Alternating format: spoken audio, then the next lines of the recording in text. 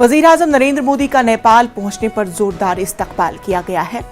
वजीर-ए-आजम मोदी मुख्तलिफ प्रोग्रामों में शिरकत करेंगे। पीएम मोदी ने माया देवी मंदिर में पूजा किया। इसके बाद लंबनी मोनास्टिक जोन में international centre for Buddhist cultural and heritage का वजीर-ए-आजम मोदी संगे बुनियाद रखेंगे। इसके साथ साथ वजीर-ए-आजम मोदी नेपाल की हुकूमत की जानिब से मुनक्किद होने वाली बुद्ध जयंती के मौके पर होने वाली तकरीबात में भी शिरकत करेंगे। वजीर-ए-आजम मोदी नेपाल के वजीर-ए-आजम शेर बहादुर देवबा से बाहमी दिलचस्पी के अमूर पर तबादुले ख्याल करेंगे।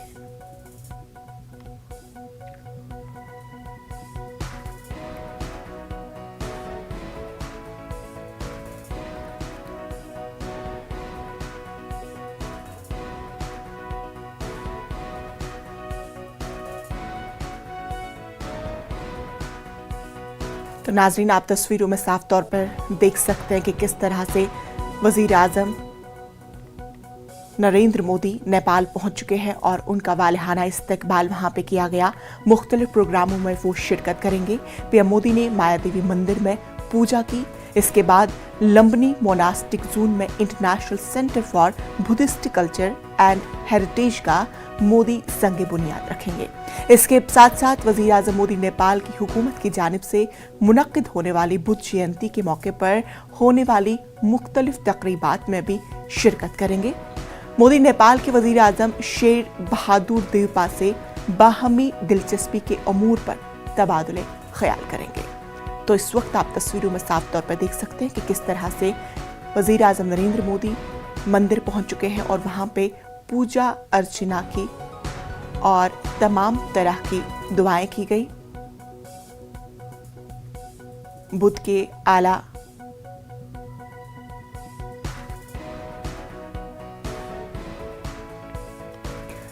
आज बुद्ध पूर्णिमा है, जिसे विशाख पूर्णिमा और बुद्ध जयंती भी कहते हैं। बुद्ध मत में अव्वल दर्जे के हामिल त्योहारों में से एक है, जिसे पूरी दुनिया में बड़े जोश और जज्बे के साथ मनाया जाता है। इस दिन बुद्ध अकीदतमंद सफेद लिबास में मलबूस होकर निकलते हैं, मंदिरों, घरों और शहराओं पर चिरागा करते हैं।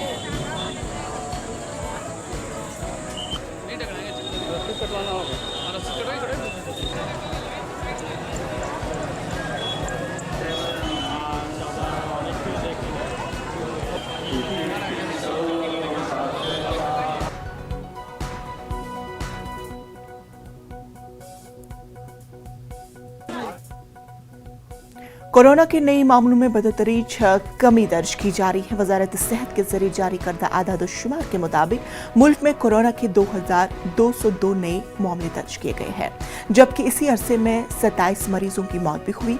आदाद-ओ-शुमार के मुताबिक एक दिन में कोरोना से 2550 अफराद शिफायाब हुए हैं। मुल्क में अब तक 191 करोड़ 37,34,314 टीके लगाए जा चुके हैं।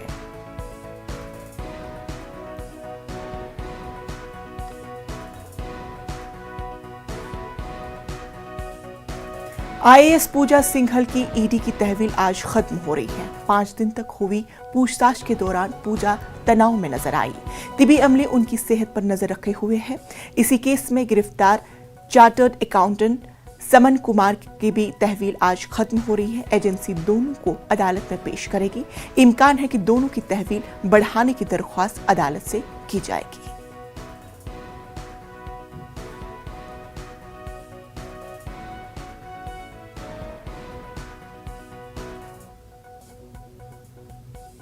शंघाई ताउन तंजीम की इलाकाई दहशतगर्दी मुखालफत बॉडी की आज दिल्ली में मीटिंग है। इस मीटिंग में रूस, चीन, वस्त एशिया ममालिक और पाकिस्तान के नुमाइंदे शिरकत करेंगे। पाकिस्तान के सहरुकनी वफ्द मीटिंग में शिरकत करने दिल्ली पहुंच चुका है। मीटिंग में दहशतगर्दी, अलहदगी पसंदी और दीगर मुद्दों पर तबादुले ख्याल किया जाएगा।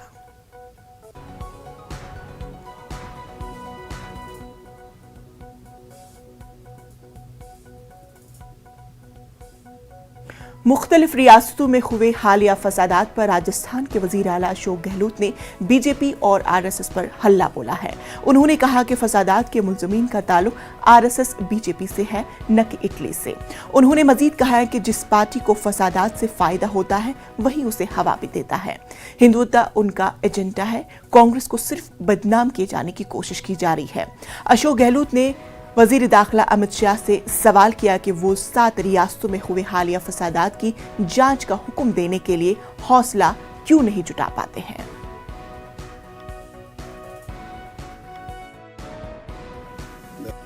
देश के हालात बिगड़ते जा रहे हैं। हालात बहुत चिंताजनक है क्योंकि तनाव का माहौल है, हिंसा का माहौल है। हर धार्मिक जुलूस के वक्त में दंगे भड़क रहे हैं और जहाँ जहाँ चुनाव होते हैं राज्यों में वहाँ पर ज़्यादा भड़कने शुरू हो जाते हैं। ये सोची समझी साजिश है। 13 पार्टियों के लोगों ने मांग करी प्रधानमंत्री जी से कि भाई आपको शांति की अपील करनी चाहिए देश को, इसमें बुरा नहीं हो सकता। आज तक मेरी समझ के परे है प्रधानमंत्री मोदी जी इसके लिए आगे क्यों नहीं आ रहे हैं। अगर मान लो अशांति है, तनाव है, हिंसा का माहौल बन गया, दंगे भड़का रहे हैं, हम तो कहते हैं आरएसएस बीजेपी के लोगों का हाथ है। राजस्थान में ऐसे ही हुआ। करौली के अंदर जो मुख्य आरोपी है वो बीजेपी का। रामगढ़ के अंदर जब मंदिर तोड़े गए, बीजेपी का बोर्ड 35 में 34 मेंबर पार्षद बीजेपी के, प्रस्ताव पास किया गया, कार्रवाई हुई और बदनाम कांग्रेस को किया गया। जोधपुर के अंदर कोई घटना ही नहीं हुई और घटना बना दी गई। और ये तो मानेगी कि आज राजस्थान गवर्नमेंट ने कड़े दिखाई। हनुमानगढ़ में वहाँ पर 2 लोगों की लड़ाई हुई और वही माहौल। हम कार्रवाई करें सब जगह पर, इसलिए दंगा कहीं होने दिया। जो तनाव पैदा किया गया राजस्थान के अंदर, दंगे भड़क सकते थे, एक कैजुअलिटी नहीं हो पाई। दुकानें कुछ जुड़ ली वहाँ पर करौली के अंदर। जोधपुर में छोटी छोटी घटनाएं भी हुई कई जगह पर। करने की कोशिश की दंगे को, प्लानिंग वो की गई इन लोगों ने, उसको हमने फेल किया है। अभी भी हम छोड़ेंगे नहीं। पूरी तरह राजस्थान में जहाँ जहाँ घटना हुई है उसकी पूरी तरह से तफ्तीश चल रही है। क्या एक्चुअली स्थिति। कांग्रेस के लीडर रणदीप सुरजेवाला का कहना है कि चिंतन शिविर में पार्टी के अहिया के लिए तमाम पहलुओं पर गौर खोज किया गया है। उन्होंने उम्मीद जाहिर की कि गौर फिक्र के अच्छे नताइज बरामद होंगे। Historically, when Samundar Manthan was held, Amrit came out of it. The manthan of thoughts and actions by the great Indian National Congress will now lead to a new transformation, not for the party alone, but for the country as a whole.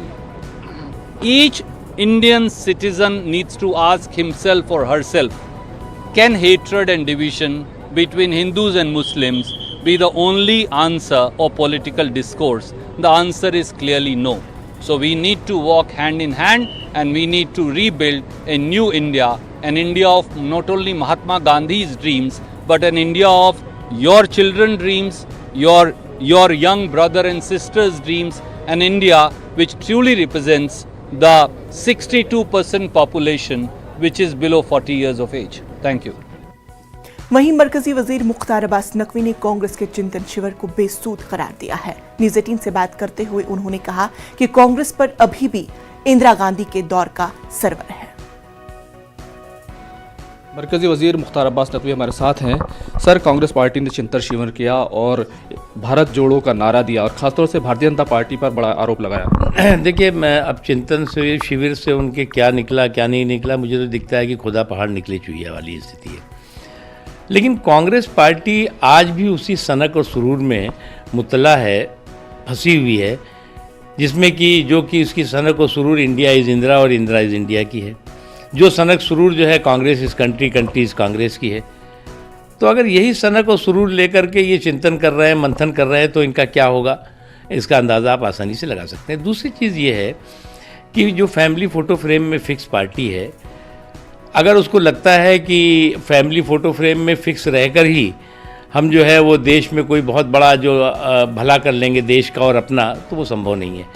क्योंकि आज Congress party एक ऐसी non performing asset बन गई है जिसका जो है अंदर कोई मोल नहीं रह गया, बाहर कोई भाव नहीं रह गया है। लेकिन फिर भी जो है वो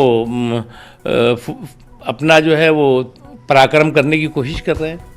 लेकिन ये खास तौर से राहुल गांधी ने माना कि एक जो कनेक्शन था जनता के साथ वो कांग्रेस पार्टी का टूट चुका है, उसे जोड़ने की ज़रूरत है। देखो भाई, जनता से कनेक्शन टूट जाए अपर स्टोरी का कनेक्शन टूट जाए तो समझ में आता है, लेकिन जो है वो अगर आपकी निगेटिविटी भर जाए आपके अंदर तो वो तो ठीक करना पड़ेगा, पहले कनेक्शन तो बाद में लग जाएगा। राहुल गांधी ने बड़ा आरोप लगाया कि मौजूदा समय में बेरोजगारी है, रोजगार नहीं मिल सकता। हाँ, ये तो मैं मानता हूँ, बेरोजगारी तो उनके अंदर है, उनकी पार्टी के नेता सब बेरोजगार हो गए हैं, खुद वो बेरोजगार रहे, क्योंकि बिना सत्ता के कांग्रेस पार्टी रह नहीं सकती 1 साल 2 साल 1 महीने 2 महीने, तो बिना सत्ता के तो वो बेरोजगार अपने आप को मानते हैं। हम तो सत्ता में भी रहे हैं, विपक्ष में भी रहे हैं और देश के लिए काम करते रहे हैं, लेकिन वो जो है वो सत्ता के बिना जो है वो जल बिन मछली जैसे हो जाते हैं। राहुल गांधी भारतीय जनता पार्टी और आरएसएस को देश के लिए खतरनाक बता रहे हैं, कह रहे हैं मैं उनसे नहीं डरता। देखो, इनको जो है वो मोदी फोबिया है जो शुरू से, ये सुबह उठते हैं मोदी जी को कोसना शुरू कर देते हैं। अरे भैया कोसो कोई किसको, कम से कम नरेंद्र मोदी जी ने जो परिवार के परिक्रमा की पॉलिटिक्स थी उसको परास्त करके परिश्रम की पराकाष्ठा से परिणाम ला करके दिखाया है। आप परिश्रम की पराकाष्ठा तो नहीं कर सकते, लेकिन कुछ उसका अगर गुर ले लेंगे तो आपका थोड़ा भला हो जाएगा। कैमरामैन कार्तिक के साथ खुर्रम शहजाद, न्यूज़ 18 दिल्ली। तो नाज़रीन, इसी के साथ वक्त हुआ छोटे से वक्फे का। बने रहे न्यूज़ 18 उर्दू के साथ। ब्रेक के बाद इस्तकबाल। लखनऊ गोमती नगर में वाक़े CMS चौराहे से अंबेडकर चौक तक सड़कों के किनारे हरे भरे पेड़ पौधे राहगीरों के लिए गर्मी में बड़ी राहत है। डॉक्टर जिनेंद्र कुमार नाम के इस शख्स की मेहनत, लगन और जज्बे की वजह से इस सड़क पर हरियाली है। वो न सिर्फ सड़क के किनारे पौधे लगाते हैं, बल्कि हर सुबह अपने घर से पानी भरकर उन पेड़ों की हरियाली और ताजगी बरकरार रखने की कोशिश भी करते हैं। डॉक्टर जिनेंद्र कुमार नाम के इस शख्स की मेहनत, लगन और जज्बे को देखकर आसपास के पड़ोसी के कुछ लोग भी इस नेक काम में मदद करने के लिए आगे आए हैं। ये हमारा पर्यावरण निर्माण है, ये फिलॉसफी है हमारी। मित्रों, हम पिपुलखंड कल्याण समिति के लोग हैं और हम लोग करीब 1 वर्ष से CMS के चौराहे से अंबेडकर के डिवाइडर के बीच में जो खाली जगह पड़ी है उसमें फूल लगाते हैं, पेड़ लगाते हैं, उनमें हर संडे पानी देते हैं और हमको बाल्टी लेके जाना पड़ता है। अगर गवर्नमेंट हमको 1 पॉइंट दे दे तो हम आपसे वादा करते 6 महीने के अंदर CMS चौराहे से अंबेडकर तक हम गुलदस्ता बना देंगे फूलों का, साइकिल पर उसके दोनों 2 फुट जगह छूटी है उस सब में फूल लगा देंगे। और ये सब हम काम बिना पैसे के अपने सहयोग से करेंगे, सरकार से हमको कुछ नहीं चाहिए। हम जो आर्टिकल 51 में सिटीजन्स की जो ड्यूटी है उसके तहत हम ये काम करते हैं और हम गवर्नमेंट से निवेदन करते हैं कि हमको सिर्फ एक पानी का पॉइंट दे दीजिए। इसलिए हम तमाम लोगों से भी कह चुके हैं, किसी ने हमारी ये बात नहीं सुनी है, तो हम लोग खुद बुजुर्ग लोग अपने हाथों में बाल्टियां लेके यहाँ पानी डाल रहे हैं और आपसे वादा करते हैं कि हम अपने कर्तव्य को निभाते रहेंगे। आइए हम सब लोग भी जितना बने अपने शहर को सुंदर और स्मार्ट बनाएं। Thank you very much. Madhya Pradesh के गुना जिले के आरवर में शिकारियों और पुलिस के बीच हुई मुठभेड़ में 3 पुलिस एहलकारों की शहादत के तीसरे दिन भी शिकारियों के खिलाफ पुलिस की कार्रवाई होनी जारी है। पुलिस की कार्रवाई में अब तक 4 शिकारियों को मारा जा चुका है, जबकि 2 शिकारियों के पैर में गोली मारकर उन्हें गिरफ्तार कर लिया गया है। वहीं दूसरी जान वजीर आला शिवराज सिंह सूबे में अमन व कानून को लेकर महकमे पुलिस के आला अफसरान के साथ मीटिंग की और शरपसंदों के खिलाफ सख्त कार्रवाई करने की हिदायत भी दी है।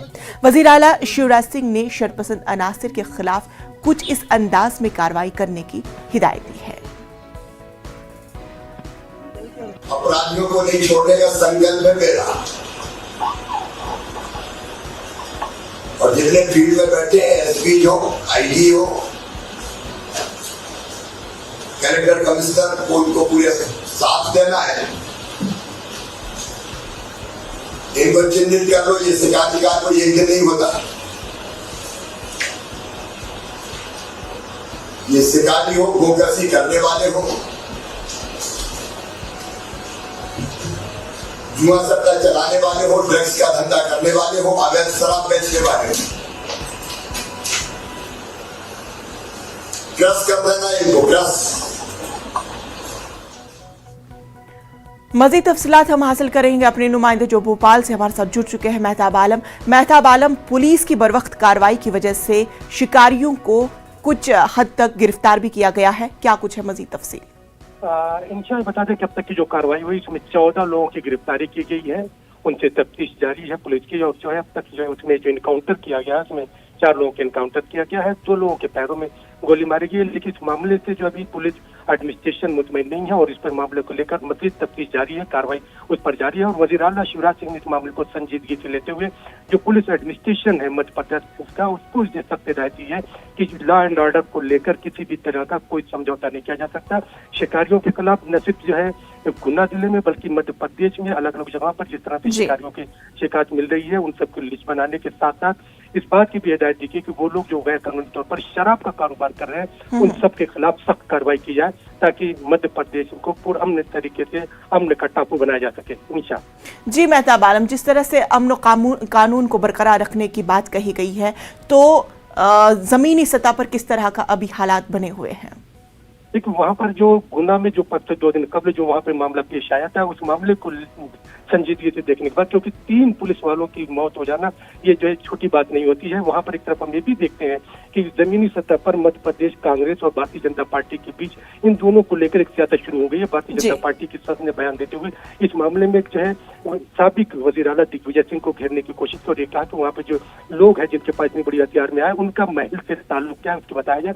वहीं पर अगर कांग्रेस की बात करें तो कांग्रेस इस मामले को लेकर बीजेपी के अंदरूनी खलफिशात पे ताल्लुक रखा है कि शिवराज सिंह को डैमेज करने के लिए वो किस तरह का बयान देते हैं और जिन लोगों को मारा गया है उनके फोटो खुद जो है भारतीय जनता पार्टी की सदस्य जो है मध्य प्रदेश की वीटी शर्मा के साथ जो है पाए जाने पर उस पर कांग्रेस उस पर हमलावर हो चुकी है। चलिए मेहताब आलम, तमाम तर तफसीलात के लिए आपका बेहद शुक्रिया। आसाम में लगातार बारिश के नतीजे में कई अजला में सैलाबी सूरत हाल है। 222 गांवों में 55,000 से ज्यादा अफराद मुतासर हुए हैं। जराये के मुताबिक बारिश और इससे जुड़े वाकयात में 3 अफराद की मौत भी हुई है, जबकि कुछ अफराद लापता हैं। कछार जिले में भी 3 अफराद लापता हैं। 10,000 से ज्यादा हेक्टेयर अराजी पर फसलों को नुकसान भी पहुंचा है।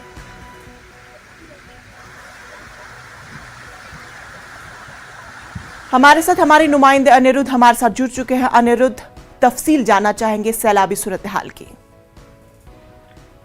इंशा जी, पूरे असम में एक ऐसा माहौल है कि फ्लड की सिचुएशन के कारण तबाही मची हुई है, लेकिन सबसे ज्यादा क्षतिग्रस्त अगर इलाकों में गिना जाए तो कछार जिले सबसे ज्यादा ये हुआ है।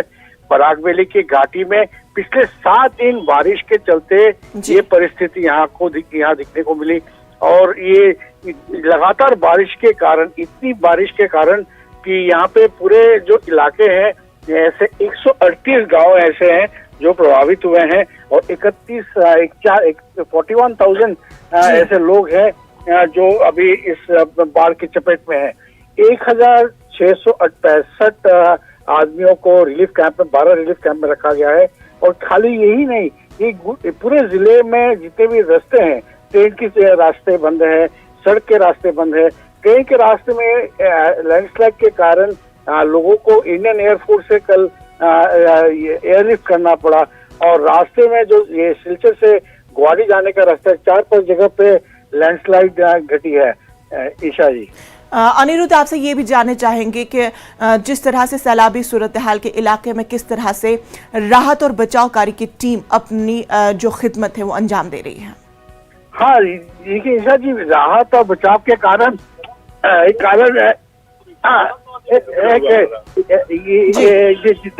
जितने भी यहाँ पे ये है, जिला प्रशासन ने पहले से इंतजाम कर रखा था। SDRF और NDRF की टीम्स को तैनात की गई थी और सिर्फ यही नहीं, एक मॉनिटरिंग स्टैंड भी बनाया गया है कि जितने भी रिलीफ कैंप, क्योंकि ये अभी सिर्फ ये नहीं, पानी बढ़ता जा रहा है, पिछले 3 घंटों में 4 सेंटीमीटर करके बढ़ता जा रहा है, जिसके कारण ये सिचुएशन और गंभीर होता जा सकता है। चलिए अनिरुद्ध, आप इस खबर पर अपनी नजर बनाए रखें। तफसीलात के लिए आपका बेहद शुक्रिया। तो और एक खबर, दिल्ली NCR समेत मुल्क के बेशतर हिस्सों में लोगों का गर्मी से बुरा हाल है। दिल्ली NCR में गर्म हवाएं चल रही है और कल पारा 48 डिग्री के पार चला गया था। हरियाणा के गुरुग्राम में भी 48 डिग्री सेल्सियस दर्जे हरारत रिकॉर्ड किया गया। राजस्थान, उत्तर प्रदेश, बिहार और झारखंड समेत कई रियासतों में गर्मी का कहर बरपा रहा है। महकमे मौसमियात के मुताबिक अभी लोगों को गर्मी से राहत मिलने के आसार नजर नहीं आ रहे हैं। दिल्ली एनसीआर में जून के दूसरे हफ्ते में मानसून दस्तक दे सकता है।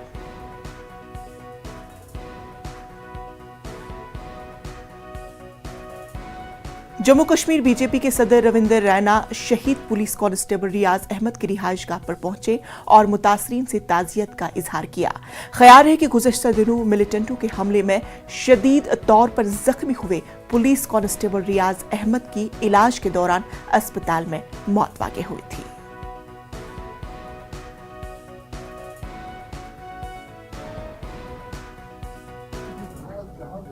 जो लोगों के दुश्मन, वो नहीं चाहते कि यहां कश्मीर में अमन हो।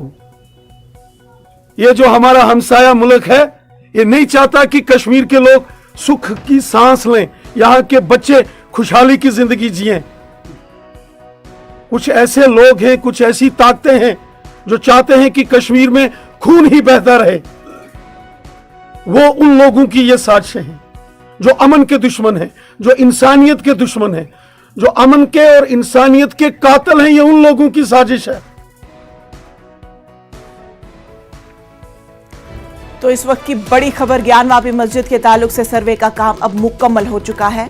अहाते के कुएं का पानी निकलकर वीडियोग्राफी की गई है और सबसे अहम खबर, सर्वे की टीम के एक रुकन को हटा दिया गया है जिस पर जानकारी लीक करने का इल्जाम आयद किया गया है। आपको बता दें कि कल इस मामले पर अदालत में समाअत होगी, यानी अदालत ने 17 तारीख को अपना फैसला सुनाने का दिन रखा है। और सबसे बड़ी खबर कि सर्वे का काम अब मुकम्मल हो चुका है। अहाते के कुएं का पानी निकालकर वीडियोग्राफी की गई है। सर्वे टीम के एक रुकन को हटा दिया गया है।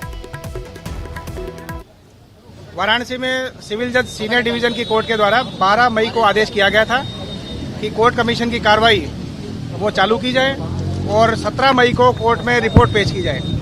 12 मई के आदेश के बाद जो 3 कोर्ट कमिश्नर्स हैं उन्होंने निर्णय लिया था कि 14 तारीख से कोर्ट कमीशन की कार्रवाई उस दिन तक करेंगे जब तक ये कार्रवाई समाप्त नहीं हो जाती है। 14 तारीख को उनके द्वारा कार्रवाई शुरू की गई। जो कमीशन कार्रवाई थी उसका समय कोर्ट ने ऑलरेडी 8 से 12 तक निर्धारित कर रखा था। सुबह 8 बजे से 12 बजे तक 14 और 15 मई को भी कार्रवाइयाँ हुई। 15 मई को जब लास्ट में डे कंक्लूड होना था, उन्होंने डिसाइड किया कि 16 मई को भी सर्वे जारी रहेगा, कोर्ट कमीशन की कार्रवाई जारी रहेगी।